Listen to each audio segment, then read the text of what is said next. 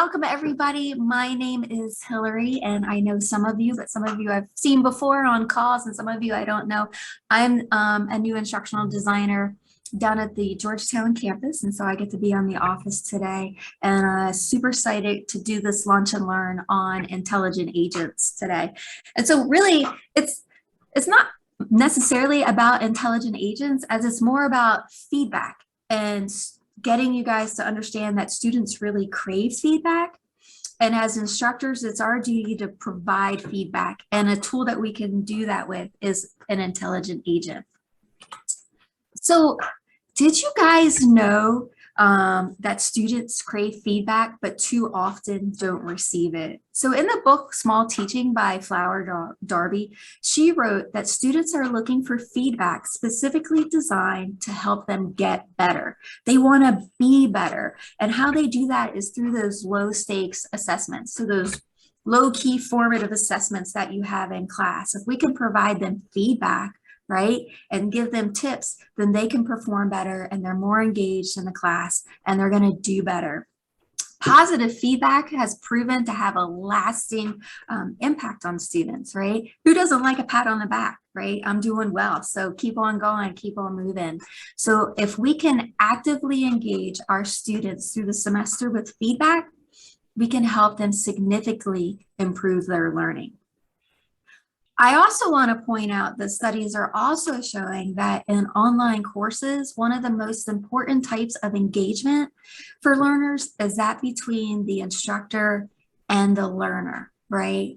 But however, when you have 2 or 3 courses you're teaching or more, and you've got 20 kids in each course, providing that one-on-one or that interaction sometimes is difficult for us to do.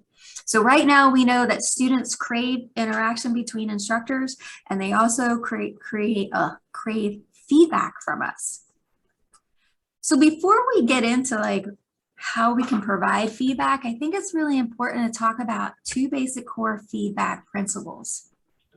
So when we have feedback in mind, any ideas of what feedback should look like in your class, or what we should consider when we think of feedback? How often should we give it? Or what should it include? I'll be the spoiler alert and see if this helps. Feedback should be timely and effective, right? So if we're going to give a lot of formative assessments, then we really should make sure that we're providing feedback quickly or in a timely manner that students can receive the feedback and move on and learn from that feedback to improve what they may not have learned, or get that attaboy of I'm awesome, keep on going and try harder. Your feedback should also be effective, meaning it should be meaningful, right? It shouldn't be, hey, you didn't do well on the quiz, you should study harder. It should be, hey, I noticed that you didn't do well on these main concepts. Maybe you should look here for other resources, or how can I help you do that? And so in the book, one of the cool things that they talked about was how an instructor provides feedback in 2 categories on every assignment. It's now and future. And so in the column now, this is what you did today on the feedback. Now is instantaneously. This is what the score you have, and this is why you received it. Future feedback is what you can do to improve on what you may have messed up on, or to improve your learning or studying capabilities in the future. So all of his feedback is a now future column, which is a pretty cool way to do it. So now we know feedback, right, should be timely and effective, and students want it, but how can we do it when we're swamped? Have any of you used intelligent agents in D2L before? You can yes, no, thumbs, shout outs, no. Do I have any yeses? Jason's on here, but he doesn't count. There he goes. He gave me a thumbs up. Well, an intelligent agent is a customizable message that can be automatically emailed to your individual learner once they fulfill a particular task in your course. So think about it. An intelligent agent requires a minimum setup of like 5 minutes for you to go in your course, and it works on its own in the background of the course. All you have to do is modify the language for the message that you want to receive or your audience to receive. So for an example, you notice your first week of class, you have a student who never even logged into your course and they're already behind because you assigned the Getting Started module. You can set up an generated email in your course, but you didn't even do anything, but it already recognizes that your student didn't fulfill that requirement and sends them a personalized email. How cool is that, right? We just made my life 10 times easier, and the student thinks that I'm being very personable and doing that one-on-one touch to them, and I just set it up in the background. So how can I use intelligent agents in my class? So now you guys know that these are kind of customizable messages that can be release conditions on content. What are some areas you can see them being used in your class at? Like missing assignments. Yes, a missing assignment, right? There was no submission. Where else? Can you acknowledge that you received their assignment? Yes, you can acknowledge good behavior and that I did receive an assignment, which is awesome. Positive reinforcement. Where else might I use these? I'm thinking about positive feedback on an assessment that they did well on. Yes, exactly. And that can count as quizzes, right? We can use them in discussions. Yeah. So discussion boards. Chat, Hillary, you have grade releases on assignments. Yes, perfect. These are all great ideas, right? So we can use them in the discussion boards. Say if someone didn't post, or they didn't make a reply, or they did a great job on their discussion board, we can use them for quizzes. Say, what if they did excellent on a test or a quiz, and you want to congratulate them for scoring super high? We can create a customizable message that notifies everybody who receives an 85 or above. It says, way to go, you really learned those concepts. But in the same queue, we can also create a message that said, hey, you didn't do so well on that quiz, and you could set the score. Reach out to me so we can connect, so I can help you. We talked about the assignments, right? Did they submit or not submit? Or content, did they review a particular section of content that you really needed them to do? Other areas, surveys, what if they didn't do a survey or you had them complete a survey? So there are a lot of opportunities inside of your course where you can provide meaningful feedback. So let's just look at some examples, right? So we talked about them, but here is just a general welcome email, right? Welcome to the course. Together, we're going to explore the concepts, right? We're going to look at the crucial role of this career that you're about to take. And I hope you're looking forward to taking this journey. So as soon as the student access this course, they receive this welcome email. And so to them, if you're a student, it's like, whoa, she's paying attention, right? She saw that I logged in, looked at the content, and she already knows that, and she's welcomed me. So they're already getting that connection and building that community with you. And then here's one on the, positive feedback. Congratulations on passing your quiz. This is a great way that you applied the theory in class as well as to prepare for the certification exams. So it shows these low-stake quizzes are very meaningful in their life goal of being a licensed operator, right? So keep going. And then another one is you didn't do as well as you probably wanted to, right? We didn't come out and say, hey, you failed your quiz, you did horrible, but it's, hey, you probably didn't do as well. How can we help? Let's do this together. And so they get that email from you, which is meaningful and personalized. And then if you follow up with that email with another personalization call or reach out, then you can help that student meet their goals, or on the rubric, identify ways of which they can improve.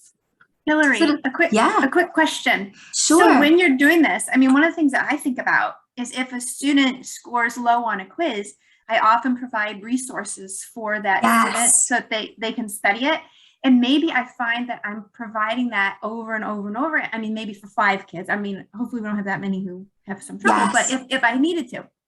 So can I set that up in my intelligent agent also? Can I put those links or can I put those materials in the intelligent agent so it helps you with that? You can provide links in intelligent agents for additional resources. Just make sure, right, when you're doing, so Laura, if you've got a quiz, right, and it's automatically set up and they scored a 75, they probably have a lot of areas where they may have done bad on. Just make sure they understand which links are going to correspond to their learning that they need to look at.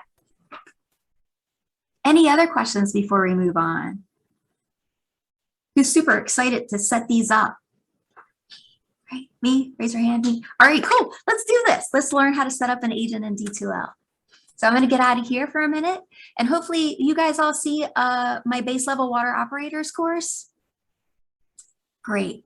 So setting up these intelligent agents is super, super easy. So the first thing that you're gonna do is you're gonna go to admin, right? And you're gonna go to course admin. While you're in your course admin page, you're gonna see intelligent agents right at the bottom. And so you click on intelligent agents. And what you're gonna do the first time you enter the intelligent agent, you guys don't have to write anything down. We'll put a link in the chat that'll give you a Google Doc that has all the explanations on it. Is you're gonna go to settings. This is pretty important because the default email is no reply, right? And so if you get a no reply email, I'm like, it's nobody important, right? So if we change this, so the emails are coming from me, right? And it has my email address on it. The students are already going to know that this is a personalized email from their instructor. I probably should read it. So once you click save, you never have to go back into your settings again in this course to change your intelligent agent. It's already set up for you. So next we go to new. And we're going to decide on an agent name, but I'm going to show you a couple of things too, right in here. So I'm going to do a awesome quiz score because that's what I just want to set out some positive feedback for my awesome students. But let's talk about everything else that's in here first, right? So you always are going to have an agent name and you're always going to put your name of the agent in there so you know what it means, right? So if you're setting up multiple agents, it makes sense. Content agents, criteria agents, whether it's a discussion board assignment, that way you know it's an awesome quiz score for, and this could be quiz number 2, right? Or quiz number 1. But we have the name, and you can also provide a description in here for more detailed of exactly what piece of information that you're looking for, having the agent set up for. Criteria, right? All users visible in the class list or users with specific roles. So if you click all users, it's gonna go to everyone, right, inside of the class, which really isn't a big deal because typically it's you and your students that are doing this, or you can do users with specific roles. So you can have it set up that is the instructor, it only goes to the students, right, who's in there. So role in class will just leave for all users. You have a couple of opportunities here for different things that you can check on. So log on activity, this is taking action when a student hasn't logged into D2L, okay? Course activity is they haven't logged into your course, right? So they haven't accessed your course in the last 7 days. And you should probably already know that. You can access that information, but what this does is it tells you that they haven't accessed your course and sends them an email that says, hey, it's been a week, you know, you've got a lot of assignments due, you haven't accessed the course material, please access or let me know if you're having problems. So this is about your course. Release conditions deal with all of the fun stuff, the discussion boards, the content, the quizzes. And so what we want to do is look at release conditions. So right now we don't have any release conditions, but we want to create and we want to attach our release condition. What's cool is here's the drop-down menu of all of the things that you could potentially assign intelligent agents to, right?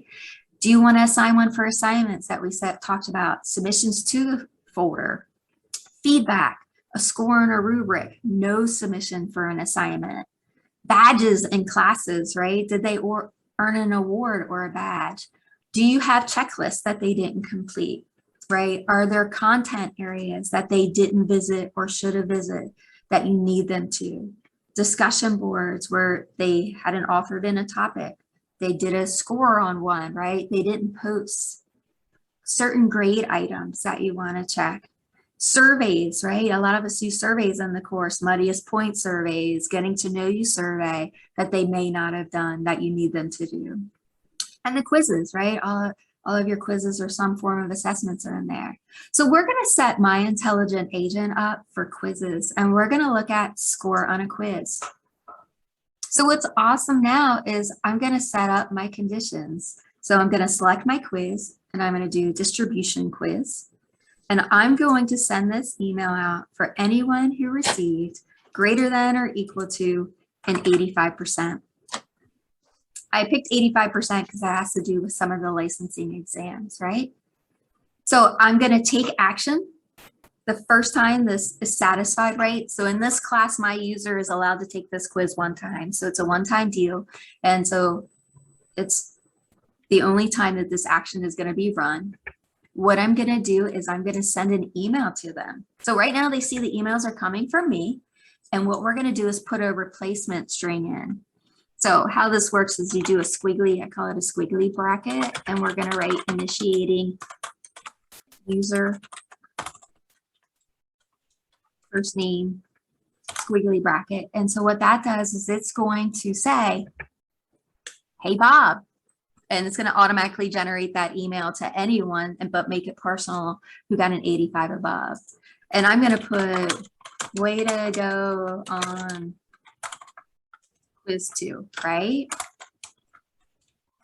So now they know they already got a cool score. And here's where I'm going to write my information. Like, Hillary. great. Yeah. Real quick also, you see the blue words, what replace strings can I use? Yeah. In the subject of the message. Does that show you, for instance, how you came up with initiating user first name? Does that show that list? It does show that list. Thanks for pointing that out.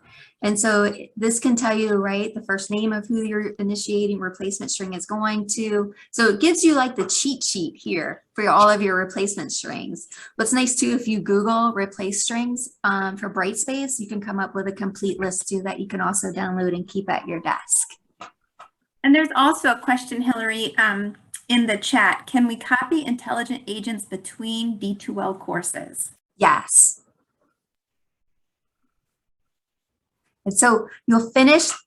Thanks for monitoring the chat because I'm looking at my other screen, so I don't even see it over there. So you're going to just write your personalized email, right? So great job on passing quiz number 2. You can put the key concepts in here that, you know, that they applied. I would say, remember for this, remember these core things for the exam, you know, blah, blah, blah, blah, blah. Way to go, Hillary, right? And of course, it's way better email than that, but it's very meaningful. And that's the key, is to make these emails personable and meaningful, right? So it's important to the student.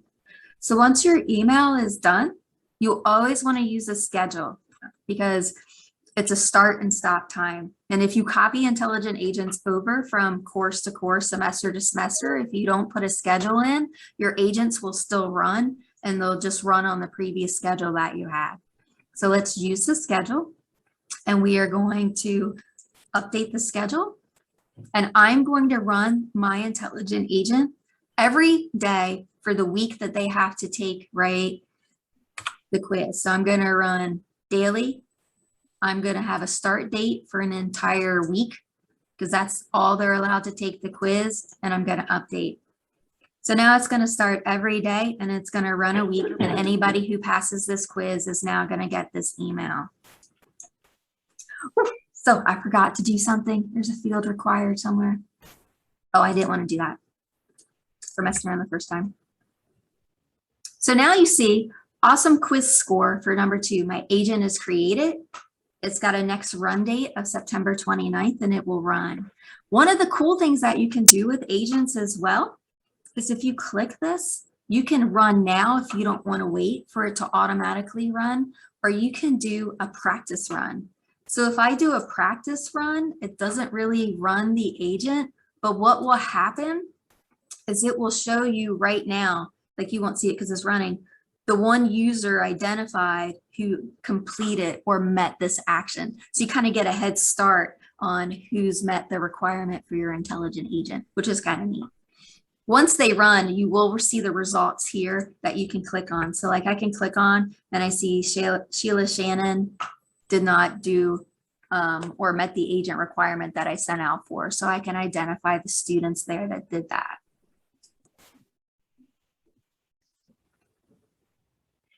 Any questions so far on those? No? Do you guys find a lot of uses for them already in your classes? Cool. So you can, Hi, I have a question. Can you put multiple qualifiers? For you one? mean like scored below or equal to or in between ranges? Well, I was thinking of sometimes my students either didn't take something and it'll be blank, or they'll get a 0 because they opened it and didn't complete it. Yes, so you can create multiple intelligent agents for an assignment, for content, for a quiz. So I could put both of those qualifiers in Yep. and just make one of these No, intelligent. so you would make 2 intelligent I have to do agents. two. You would Okay, do that's 2. what I want to know. Yep. Thank you.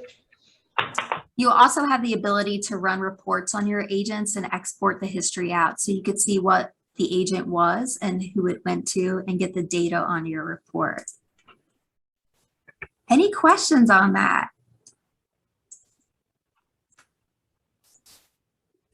You guys still see my let's set up intelligent agent screen now, nothing else?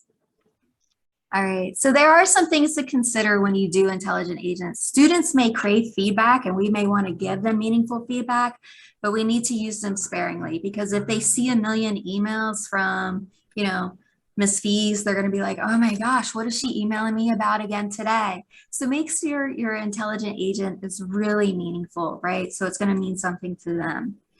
Like we said, make it personal, make it, you know, use the replacement strings, so it includes their name so they feel it's not going to everybody, but you really made that email specific for them to encourage them, to congratulate them, to let them know that you're watching them and you care. Always make sure your agents run on a schedule. And I always like to CC myself in an intelligent agent email. That way I understand what the trigger was, right? So if Bob's like, hey, I got an email from you, thanks. I'm like, why did Bob get the email? Because I didn't get it. So I want to know why he's calling me about his intelligent agent email instead of scramming for which course to see what agent I set up for. So we want to do those things. So in a minute in the chat, I'm going to put up the link to the resource guide, which gives you step-by-step directions on everything that we talked about today. If you Google Brightspace D2L Intelligent Agents, you'll find some great videos on YouTube as well. And they have a how to do checklist too that's pretty succinct to what we are about to share with you. Any questions?